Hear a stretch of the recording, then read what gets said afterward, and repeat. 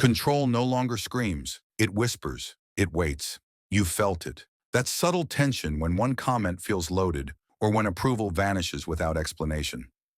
You tell yourself it's nothing, yet your mind begins to adjust. You start walking on eggshells not out of fear, but for peace. This is soft power, the kind that works invisibly. It doesn't confront your strength. It bypasses it. You think you're free, but your choices slowly tilt toward the path she shaped without a single command. Think about the last time you changed a small habit just to avoid conflict. That's not negotiation. That's control in its quietest form. Your brain craves reward. It hates uncertainty.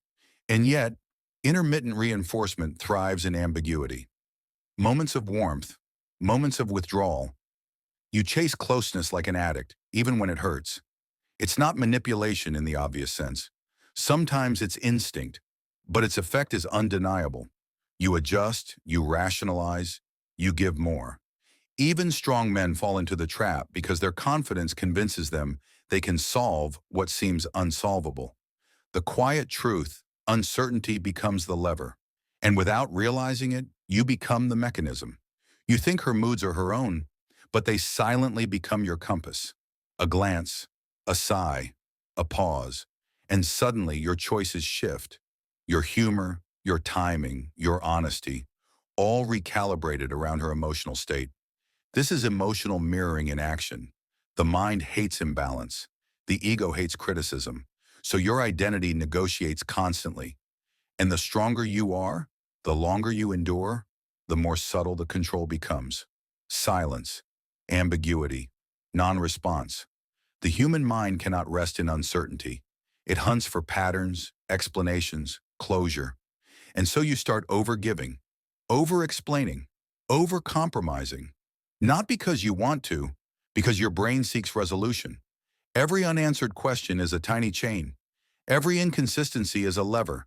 And each time you fill that void, you reinforce the system that silently reshapes you. Strength resists pressure, it resists force, but it rarely notices influence. You think confidence makes you immune? It doesn't. Hedonic adaptation ensures you normalize what is slowly imposed. You rationalize, intellectualize, even justify the imbalance. You endure, believing this is wisdom. And in the process, the strongest men become quietly malleable. Preferences shift, boundaries blur, standards lower, not suddenly, not dramatically, gradually, like water shaping stone. You may not notice the change until it feels normal. Choices that once seemed obvious now feel negotiable. Principles that were firm now bend. And it all happened without a single confrontation. The mind adapts to the emotional environment. And when the environment subtly signals compliance, your identity shifts accordingly. Awareness is the first weapon. Not anger, not rebellion. Calm observation, detachment, a reclaiming of self-defined boundaries. Stop seeking permission for your feelings. Stop rationalizing inconsistency. Recenter identity around internal values, not external approval. The loop collapses when you stop feeding it. Control thrives on participation. Withdraw, stand still. Let the system exhaust itself. True strength is sovereignty. It doesn't dominate. It exists.